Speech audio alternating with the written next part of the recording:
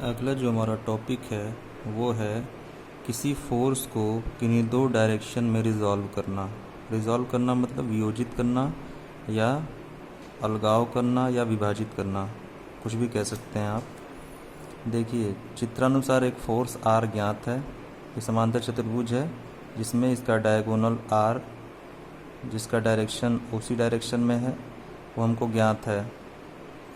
इस फोर्स के दो दी हुई दिशाओं OA तथा OB में कंपोनेंट ज्ञात करना है, मतलब कंपोनेंट निकालना है। कैसे निकालेंगे? R हमको पता है, हमको जो है P और Q की वैल्यू निकालनी है, मतलब इसके कंपोनेंट्स को अपने को निकालना है।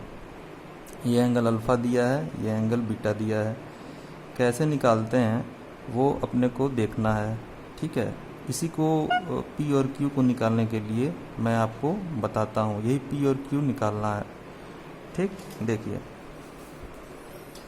यहाँ पे एक फिगर है, ये फिगर है, ये O पॉइंट है। इस O पॉइंट से एक फोर्स P गया है, दूसरा Q गया है, ठीक है। इस P और Q के थ्रू एक समांतर चतुर्भुज मतलब पैरेललोग्राम OACB बनता है। समांतर चतुर्भुज के नियम से आप पढ़ चुके हैं कि P और Q का जो रिजल्टेंट होता है वो OC दिशा में होता है, मतलब इस समांतर चतुर्भुज का डायगोनल होता है, R होता है, ठीक है। अब R अपने को पता है, P और Q निकालना है। मान लीजिए ये एंगल जो है अल्फ़ा है और ये एंगल बीटा है। Angle COB = beta, angle COA = alpha, ठीक है। इस समांतर चतुर्भुज की दो आसन्न भुजाएं OA तथा OB हैं। आसन्न मतलब एडजेसेंट कह सकते हैं आप, ठीक। अब देखिए, R को रिजॉल्व करना है दो पार्ट में, P और Q में, ठीक। अब ज़रा देखिए आप, ट्रायंगल OAC को आप देखिए। इफ़ एंगल BOC या COB बीटा है तो एंगल OCA ये भी बीटा हो जाएगा। क्यों? क्योंकि ये एकांतर एंगल है, एकांतर कोण है। चूँकि कोण COB = beta, then angle OCA = beta. ये एकांतर कोण है, ठीक है। ये एकांतर कोण है। अब जरा देखिए कि वी नो दैट कि त्रिभुज के तीनों अंतःकोणों का जो योग होता है वो 180 डिग्री होता है। तो angle alpha plus angle beta plus angle OAC = 180 degree, ठीक। क्योंकि त्रिभुज के तीनों अंतःकोणों का योग 180 डिग्री या इसको पाई भी कहते हैं, पाई होता है। तो ट्रायंगल OAC में क्या हो जाएगा? अल्फ़ा प्लस बीटा क्या हो जाएगा? अल्फ़ा प्लस बीटा प्लस ये angle OAC = 180 degree. Angle OAC = 180 degree. Now angle OAC क्या हो जाएगा? Pi minus alpha plus beta. क्या हो जाएगा ये? पाई मतलब 180 degree, pi minus alpha plus beta. अब हमको तीनों एंगल पता हो गया, अपने को तीनों एंगल क्या हो गया? पता हो गया। अब देखिए, अब इसी के बाद हमारा आंसर आना स्टार्ट होगा। अब देखिए, ट्रायंगल OAC में साइन थ्योरी लगाइए, sine theorem. Now in triangle OAC sine formula से। साइन फार्मूला क्या होता है? जो हमारा भुजा होता है मान लीजिए पहला भुजा OA है अपान साइन ऑफ इसके सामने का एंगल, इसके सामने का एंगल OA के क्या है? बीटा है, sine beta is equal to दूसरा जो भुजा है OC अपान इसके सामने का एंगल क्या है?